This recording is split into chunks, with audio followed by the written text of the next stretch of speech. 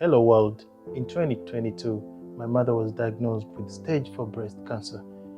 The hospital visits were distressing, and I hadn't laughed or even smiled in a long time. Together with the team, we formed Laughing Tribe, a humanitarian platform we use not just to create cancer awareness, but also to amass support from all possible stakeholders to be able to give back to people affected by cancer in Uganda through stand-up comedy. Our charity of choice is Patient Relief Mission, a home for cancer patients. They have had over 41,000 overnight stays and are constructing a permanent home for cancer patients. We at Laughing Tribe call on you, the stakeholder, to come and support them in the completion of their home. Like all people affected by cancer, laughter is a yearning, and so is hope. My name is Bill Flex, a stand-up comedian, and I am a proud change maker. It's Diaspora Connect UG, bringing you closer to home.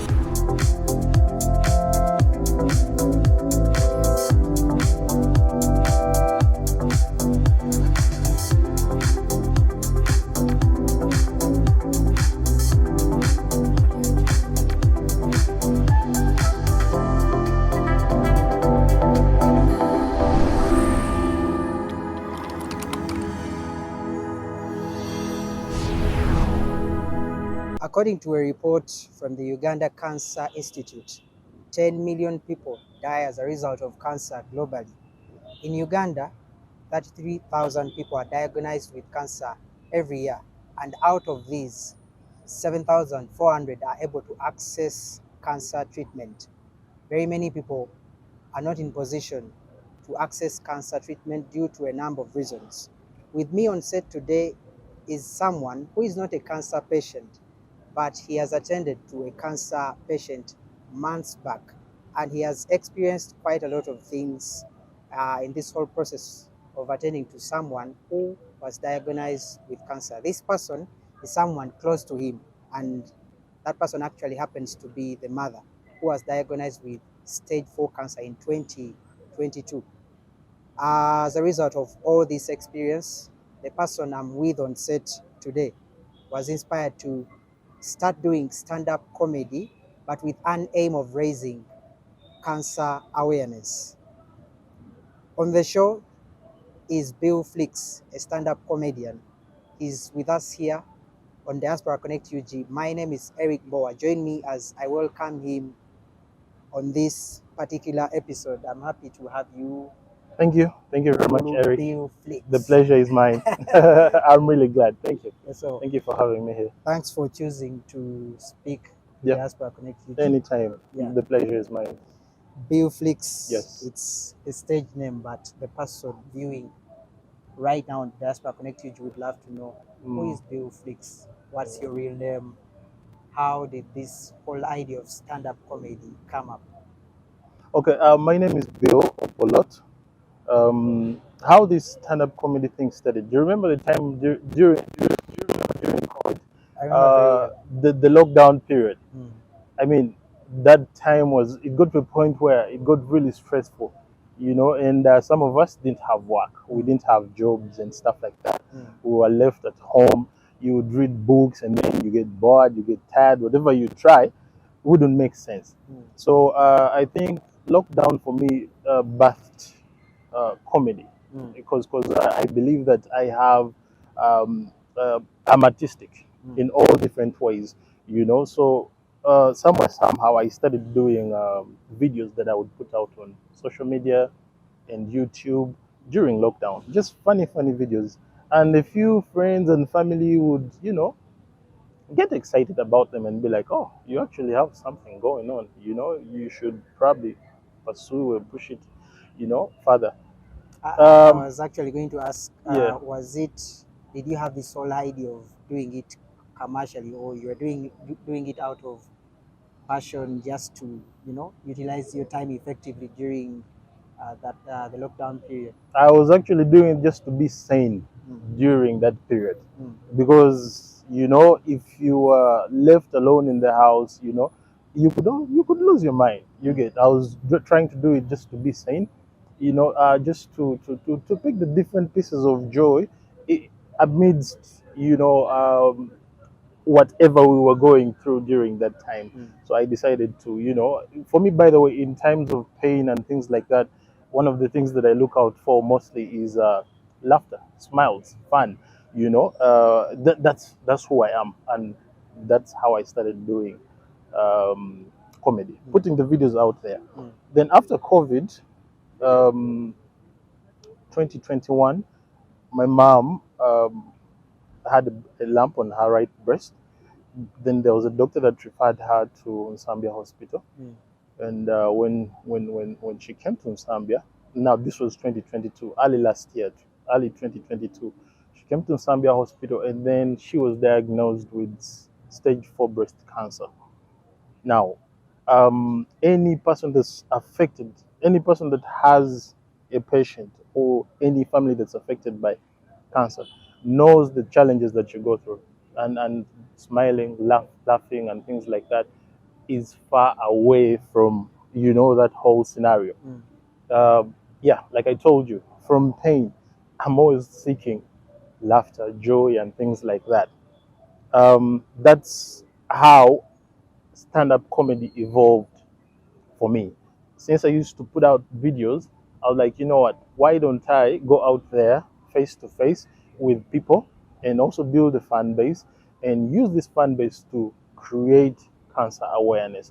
Because of the situation that I'm going through, I need people to know that it is very challenging.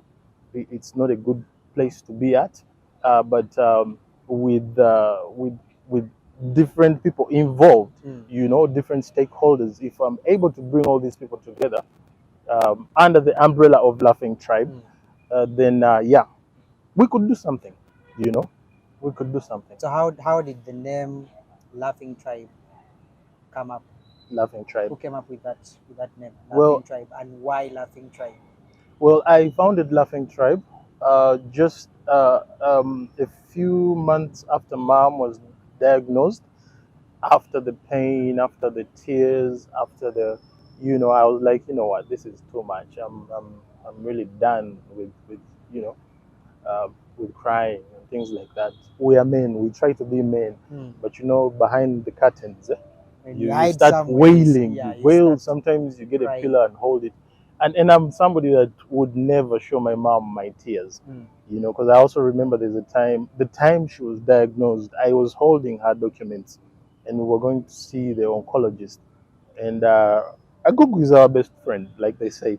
Of course, I Googled the results and I saw it was stage 4 breast cancer. Mom asked me, "Oh, what did the results say?" Of course, I had to be neutral. It wasn't my position to break the news to her. I told her, let's wait and see. Wait for the oncologist. The doctor has the right information, but at the back of my mind, I knew what it was. I had broken down. My heart was down. It had dropped, but I had to maintain, just to make sure that, she's in the right place.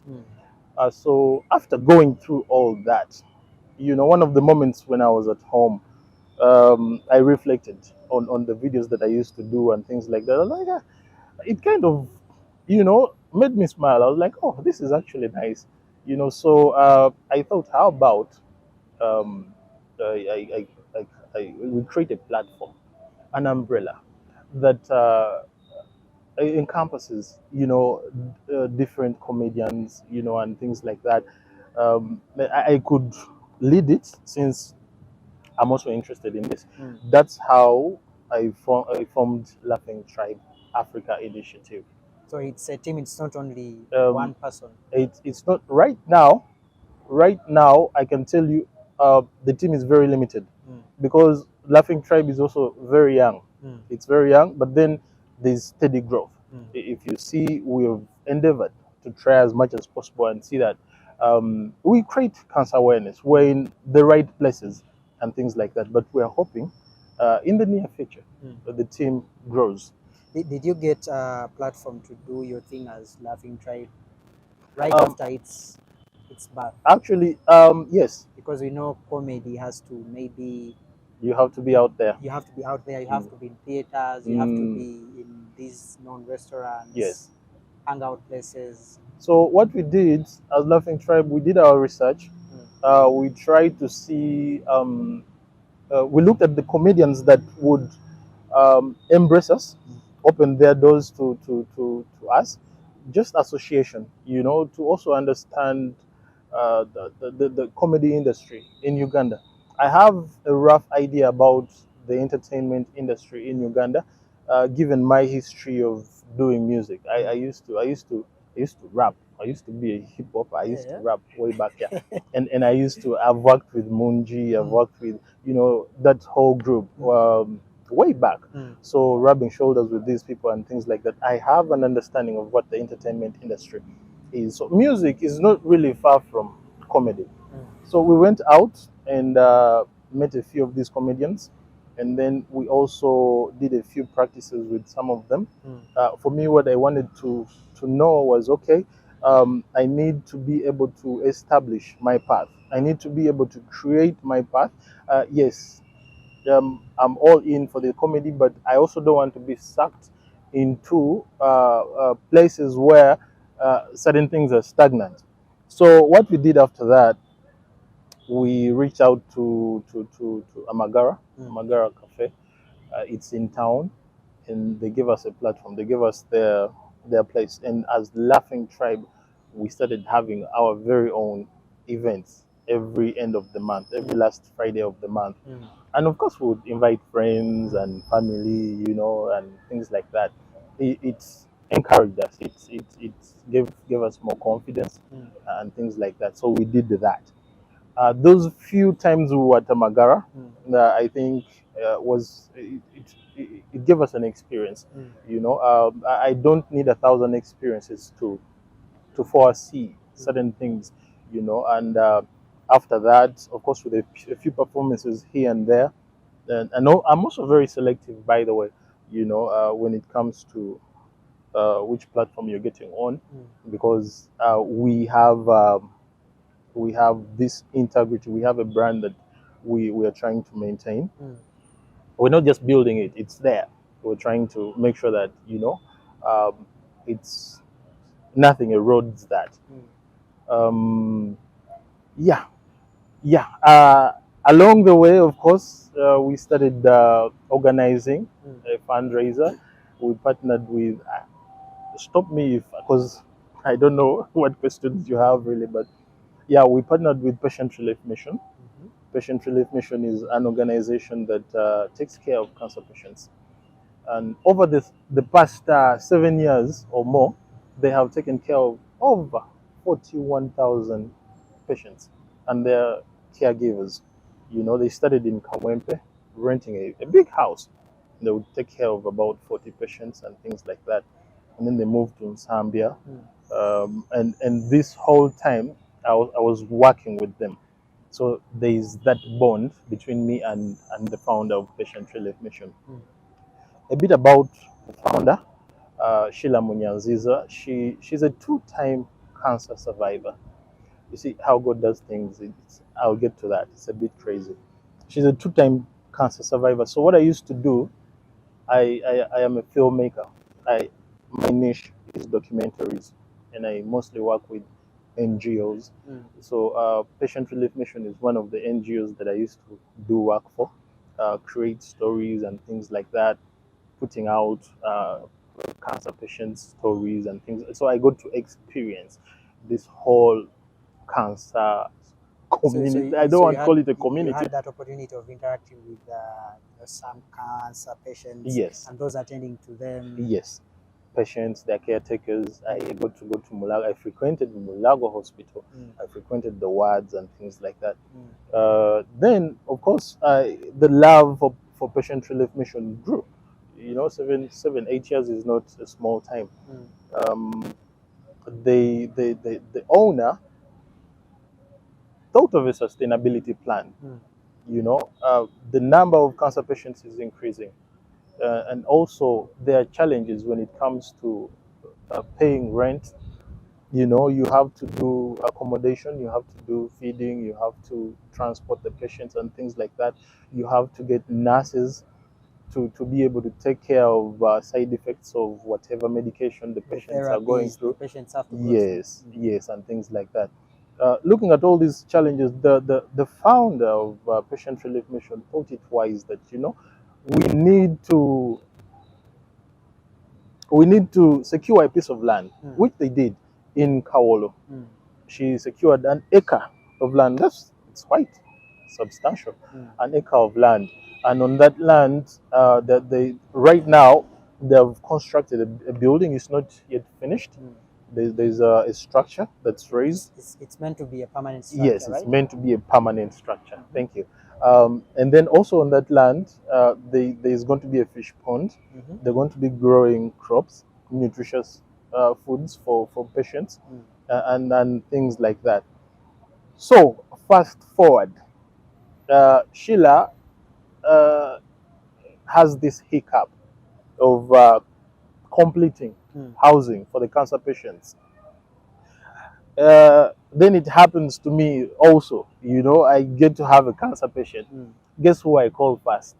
Sheila. Yeah, I called Sheila, and I was breaking down. So at that moment when you thought about calling Sheila, what exactly were you looking for?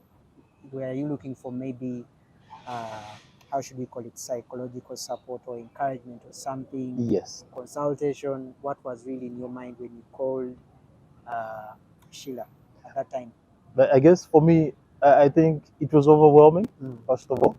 And when emotions get the best of us, sometimes you need to release, you need to release. And how do you release? Sometimes you talk to somebody. In a way, they say a problem shared is a problem half solved. And I think that Sheila's involvement has been very key towards my mom's recovery and things like that, because she encouraged me. She gave me a lot of advice. She told me, "No, Bill, if I survived it 2 times, your mom is going to survive this." Of course, I was there crying, and I just no, because I used to watch patients. It was heartbreaking. I used to watch patients. I remember at a certain point, I even stopped volunteering. I first went home. I was like, no, I'm not doing this. What these patients are going through is too much. It's beyond. But then I was called back and went through a bit of counseling. I was told that what you're doing is you're helping patients, because when you put information out there, there are people that are willing to help such patients. So don't give up. And then I went back. I've worked with cancer patients for so many years, but I never in my mind did I ever think that cancer would come close to my house. Actually, come home. Yes, my let's mother. look at, if you don't mind sharing, let's look at the person you were attending to, the patient, your mom to be specific. If you don't mind sharing, what kind of treatment did she have to receive? How many times did you have to go for therapy? Because someone out there watching Diaspora Connect UG would love to know what really people go through if they are attending to a person who is diagnosed with cancer. Yes. Well, taking care of. Because just shortly, because some of them, you never know, might give up along the way, thinking that maybe cancer cannot be Cured. Yeah. Things like that. Actually, there's so many stories. There's so many people that have given up because of these challenges. We can get to that. But taking care of a cancer patient is never easy. I cannot tell you. There is no easy way. You can't compare it to maybe somebody that's is suffering from malaria or any other illness or something. It's very challenging because while receiving treatment, today the person is fine. The next minute, it's different. The mood is different. And things like that. It was a very, very tough time. Mom, I think, did about 5. I'm not yet sure, but she did about 5 cycles of chemotherapy, and after doing the first 3, I think she underwent surgery as advised by the doctor that referred her to Zambia Hospital. So they removed her right breast, and after that she did radiotherapy. Okay, after a few months she needed to heal, and then she was taken to Mulago for radiotherapy. Um, yeah, but the entire experience is stressful. It's challenging. There's so many things that come with it. Um, Costs, The financial. There's expenses. a very big financial implication, really. This certain things are not planned. You go to the hospital and there's an emergency. The doctor is like, okay, you need to buy this and this medicine, and sometimes you find that maybe you don't have the money, and you have to look around, to make sure that you fill in that gap. You know, I've witnessed patients that have given up along the way because I've interacted with so many. Especially these ones that come from up country.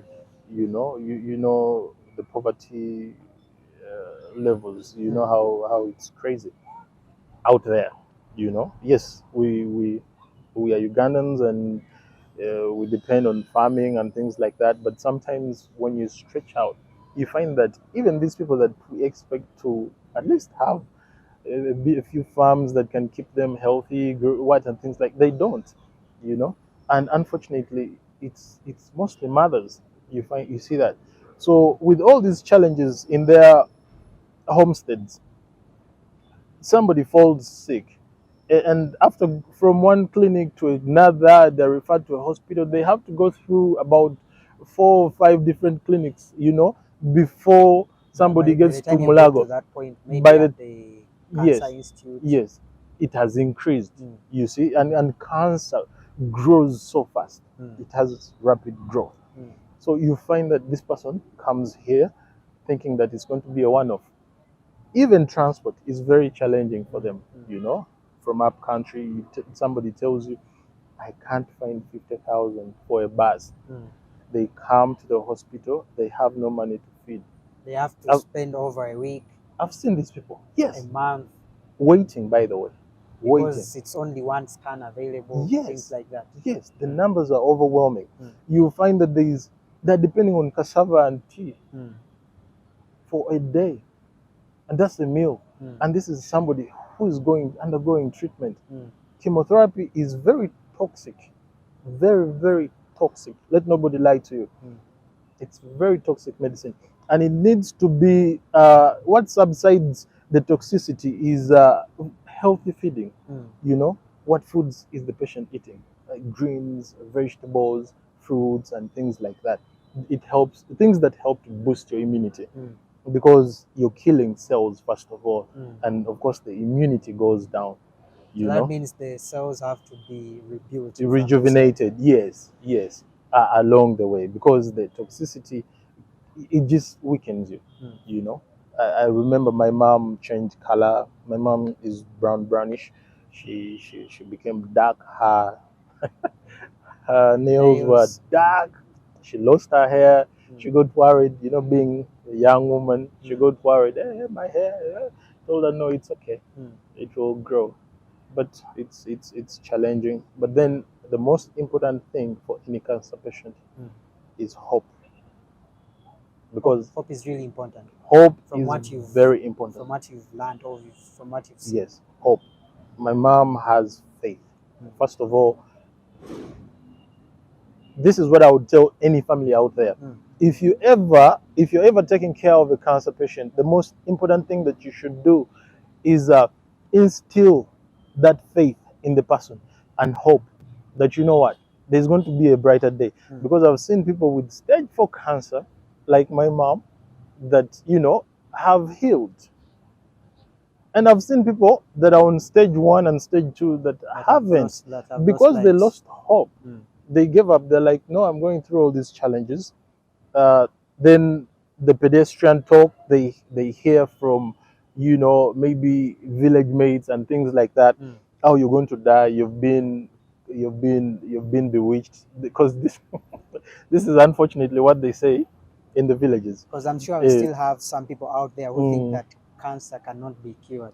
Definitely. And speaking about patients who are diagnosed at stage 4, when it gets to stage 4, still it's a different story. Many people out there might still have that kind of thought that if someone is at stage 4, then you know, but True. hearing it from you as someone who was attending to a patient, that yes, there is hope that someone who is at stage 4 can actually Can help. win. Should we call it the battle? Or, Yeah, win the battle, because it's a battle, it's a fight. Yeah, that's very true. Yeah, any stage, as long as you have faith and hope, and you're doing what the doctors are telling you, because yeah, we followed whatever the doctors told mom to do. Yeah, I remember at first, of course, we tried a few concoctions here and there. You know, you get desperate, you're looking for possible solutions so to help this person. You try almost everything. Yes, yeah, the herbalists that start calling you, oh, you have a cancer patient. I have this thing, you buy it. Before you know it, you've spent quite a lot of money just buying these things. I was like, no, mom, you know what? Let's do what the doctors are saying, you know. The best we can do, what we can pick from the herbalists is maybe the type of feeding, you know. So feeding is very key for a cancer patient, and you have to have that hope and faith that you're going to heal, because it starts with the mind. You know these things, you know. If in the mind you feel that you're sick, even if you're not, trust me, Your body will also become sick. Yeah, I don't know if this example is relevant, but I remember just after high school, I was dating, and then I messed up with this girl. You know, of course, she pushed for us to do an HIV test and things like that, and that push, the more she kept on talking about it, I started questioning, started thinking, why is she pushing? Is she trying to get me to a certain kind of medication or something like that? And yet, actually, she was, you know, trying to protect you. To instill that in me and make sure that, you know what, this is the way things are done and what. But the time in between, from the time she told me and when we got tested, that time, I'll tell you, I grew small because of what you were thinking at that particular time. Yes, I'd lost you hope, imagined quite a number of things, and I thought that I was sick and things like that. So, you know, so the mind became sick first, Yes. then it also affected the body. the rest of the body. Yeah. So that's what I'm trying to tell you. If you turn that around, change your mindset, you know, and think positive, you know, the rest you leave it to God. Yeah. So how is mom doing right now? Mom is very okay. She's out of the frail. She was very frail, but she's out of that state right now, and she's better. Her hair is back. Her nails are back, like normal color. You know, her skin is back. She's stronger now. She's done with the chemotherapy. She's done with the radiotherapy. The only trip she's supposed to make is go to Nairobi for a few tests. And she's supposed to do annual checkups. But right now, I don't think doctors can confidently rule out cancer, because they do that, I think, after 5 years. But all I can say is she's in a very good place, because she was checked. Her organs are all very okay. You know, there's no trace of cancer. Yeah. I'm She's sure you steadily, you know, it's getting really, back to it's really good who news. she was. Thank you. Because looking at someone being at stage 4, showing now these signs after that whole period of the treatment, how long did she take like receiving treatment? Like maybe that intense treatment. How long has it been? It was about a year, most of 2022. Full year of receiving Yeah, treatment. most of 2022. Yes, getting chemotherapy and then, you know, surgery and then radiotherapy. It was about a year. Yeah, and I can tell you that for some people, sometimes it goes beyond. Cancer is a struggle. I've seen people that have treated cancer for more than 5 years. You know, and like it's hard to explain. You know, but I think that my mom is very lucky. You know, yes, she's followed the guidelines. We've had a very supportive team, supportive family, supportive friends, you know, who would check on her at a distance, you know, with fruits, you know, and things like that. And it's the kind of environment that a cancer patient needs. That's actually what Patient Relief Mission is doing.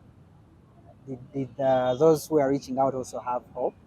Of I think course, hope also has to it has to grow around. yeah. Yes. Not all. Because there are people that will go behind the house or but this thing, I remember after doing surgery, mom first went back up country, and of course she would also get people visiting her and things like that. And one of her neighbors, came and told the visitors blatantly that this one is dead, this one is finished, one is this already one is gone. Yeah, like I said, it's a mindset, but because she had this faith, and yeah, she just let that go. My producer is signaling to me something, but Okay. let's talk about the charity event, Hilarity for Charity. Yes. Okay, so Hilarity for Charity event is an event that we organized to support cancer patients. And we have partnered with Patient Relief Mission, like I told you, a home that takes care of cancer patients. So the event is looking to fundraise money because Patient Relief Mission did a budget and they need about almost 270 million to complete the home and things like that. So we're looking to fundraise. It's not going to be our first event. We plan on doing this annually in support of cancer patients. So this year's event, all proceeds from the event will go towards supporting cancer patients. But it's going to be purely stand-up comedy. Not we have actually mixed. There's a bit of music. There's poetry. Of course, these days music moves along with comedy. Yes, because they intertwine. You bring different communities and societies together. It's one good culture. So we have renowned musicians like Isaac Ritchie, who's going to grace the event with his vocals and things like that. We have Zoe the storyteller. I don't know if you know her. She's going to do a bit of storytelling. She's also going to do acoustic and also a bit of poetry. And then we have comedy from yours truly, one and only, Bill Flex. I think also it's time, for Ugandans out there to get to know me, to know who is Bill Flex. What kind of comedy does he do? Because I know I'm up and coming, but at least I'm up there. We are going to give it a test before you wind up the show. No. You have to buy a ticket. No, but you have free tickets. You have free tickets, really. Thank you. Yeah, sure. You're leaving out the date, the location, Okay. and so the event this year, 2023, Hilarity for Charity, is happening at City Royal Resort Hotel. That's just opposite Shelvo Golovi, on the 3rd of November, which is Friday, tomorrow. Yeah, 3rd November. And entrance is 100,000. Yeah. A table goes for 1.5 million shillings. Yeah. Thank you very much. We wish you all the best tomorrow. Thank you. But also we hope to see more Hilarity for Charity events. Definitely. Has to come. I've called it tomorrow's thing. I've called it an epic tsunami of hilarity because I know what we're going to give to the people out there. So does the word hilarity come from being hilarious? Hilarious. Yeah. Hilarity. Yeah. For charity. Hilarity for charity. Yes. And then you're doing it for charity. Yes. Your final message as we wind up. Final message, Ugandans, thank you very much to some of you that have seen my work and embraced it. I appreciate you. I don't take it for granted. I've had people reach out to me in my DMs. People text you, they send you those messages, and trust me, it means a lot. It's very encouraging. Even if you go to a point where you wanted to stop, you wouldn't, because somebody's message is pushing you. Thank you. Maybe I can say here at Diaspora Connect that get ready for Bill Flex because I'm coming. I'm coming. You guys should make me one of your biggest international experts. You know, I'm leaving that on you. Thank you very much. Thank you very much. And thank you, Eric. Bill Flix. Thank you very much. Thank you, Diaspora Connect. Thank you very much. It was nice. For accepting to speak to us. It's a pleasure. Thank you. We wish you all the best tomorrow. Thank you very much. Thank you very much for keeping it Diaspora Connect UG. We've been with Bill Flix, a stand-up comedian. You've heard the story. Tomorrow it's happening at City Royal Resort Hotel. Royal Resort Hotel in Bugolobi. It's Hilarity for charity. Please spare some time, spare that money to, like for a good cause. Yeah. At the end of the day, we are creating awareness about this whole thing of cancer and how we can help cancer patients. Thank you very much for keeping it Diaspora Connect UG right from this from the time we started to this point when we are winding up the show. On behalf of the entire crew here in Uganda and the friends or the crew in California, USA, my name is Eric Boa. Let's catch up next time. You're watching Diaspora Connect UG. The views expressed on this program or commentary are solely of the individuals providing them and do not represent or reflect the official policy or position of this YouTube channel or its management. You've been watching Diaspora Connect UG, bringing you closer to home.